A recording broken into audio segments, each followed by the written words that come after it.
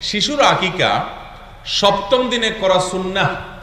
সপ্তম দিনে, 7 দিন পর না, কিন্তু সপ্তম দিন আর 7 দিন পর, বেশ কম আছে। কিন্তু শিশু যেই বারে জন্মগ্রহণ করবে ওই বার হবে প্রথম দিন।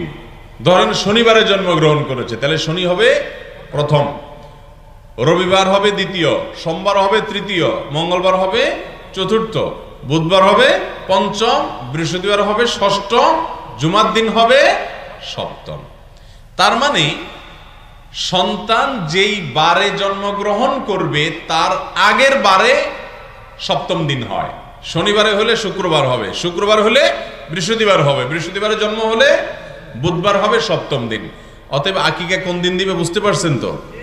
যেই বারে জন্মগ্রহণ করবে তার আগের বারটাতে। এখন যদি রাত্রে হয় তাহলে তার এক মুসিবত।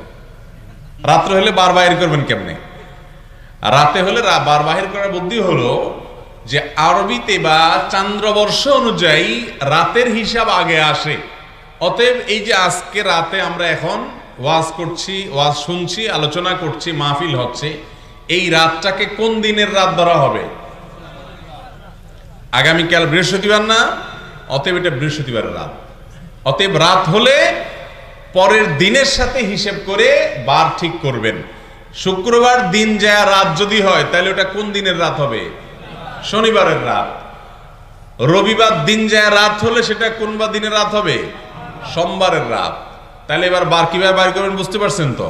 যেহেতু ইবাদত বন্দিগি যেগুলো তারিখের উপর নির্ভরশীল সেগুলো চান্দ্রবর্ষ অনুপাতে করতে হয়, আর চান্দ্রবর্ষের হিসেব হলো সন্ধ্যা থেকে দিন শুরু হয়।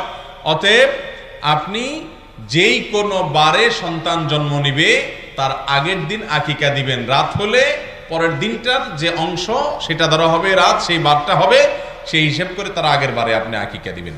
বিষয়টা বুঝতে পারছেন?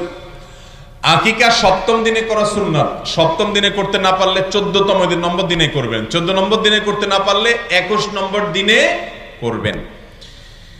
যদি কোনো কারণে এই দিনগুলোতে করা হয় নাই, মা বাবার সে আর্থিক সঙ্গতি ছিল না, তখন তারা করতে পারেন নাই, তাহলে সেক্ষেত্রে পরবর্তীতে করলেও আদায় হয়ে যাবে।